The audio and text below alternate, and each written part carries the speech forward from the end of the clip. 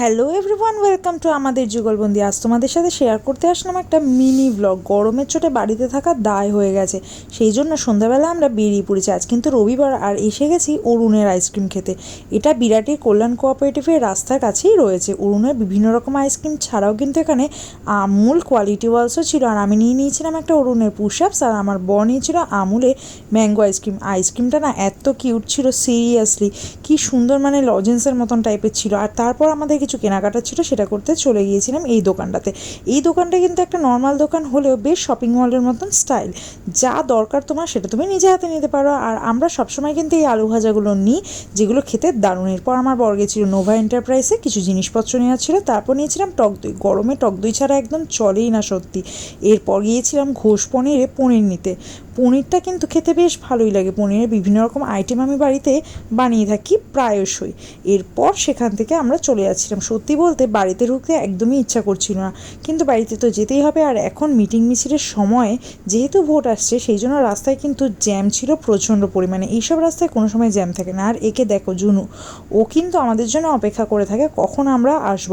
তারপর ঘরের মধ্যে একটা ইঁদুর দেখেছি, জানো তো, সেই ইঁদুরটাকে ধরার জন্য এখন ইঁদুরের আঠা পাতা হচ্ছে। আর ঝুনুর এই বিস্কুটটাও ছিল না, এই বিস্কুটটাও আনা হয়েছে। বিস্কুটটা দেখেও খুব খুশি। ও পার্লেজিটা ভীষণই ভালো খায়, ওর জন্যই মেনলি পার্লেজিটা আনা হয়। আর এরপর ওকে যখন পার্লেজি বিস্কুটটা দিয়েছে, ওর তো খুশির অন্ত নেই।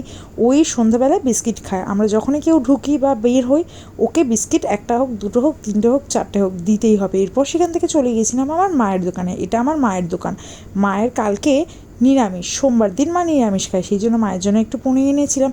আর মাকেও বললাম গরমে একটু দই খাবে, টক দইটা শরীরের জন্য খুবই ভালো, তো সেই জন্য মাকেও দিলাম টক দই।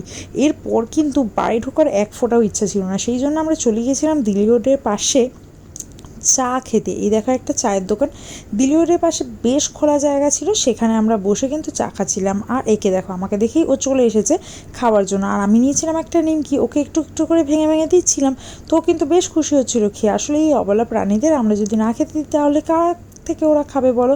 সেই জন্য আমাদেরকেই তো দিতে হবে। সেই জন্যই ওকে কিন্তু একটু খাওয়াচ্ছিলাম। আর আমার ওদেরকে খাওয়াতে খুব ভালো লাগে।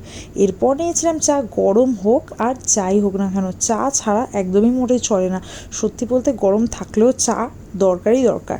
9টা 9:30 নাগাদ আমরা বাড়িতে ফিরলাম। বাড়িতে ফেরার পর এসেছিলো আমাদের বন্ধুরা আসার পর গরমেতে কী খাওয়াবো, ভাবলাম আইসক্রিমই খাওয়াই, কারণ আইসক্রিমটা গরমকালের জন্য একদম প্রপার খাবার। গরমকালে আর চা বারবার করে খেতে ইচ্ছা করে না, একবার ঠিক আছে বা দুবার ঠিক আছে। এরপর সবাই মিলে খাওয়া হলো আমুলের ম্যাঙ্গো আইসক্রিম। আমুলের আইসক্রিমটা কিন্তু ভীষণ ভালো লাগে খেতে, এত ক্রিমি একটা টেক্সচার থাকে, দারুণ খেতে লাগে। এরপর তো বন্ধুবান্ধবদের আড্ডা চলছিলই। বন্ধুবান্ধব মানেই তো হচ্ছে গল্প, মজা, আড্ডা।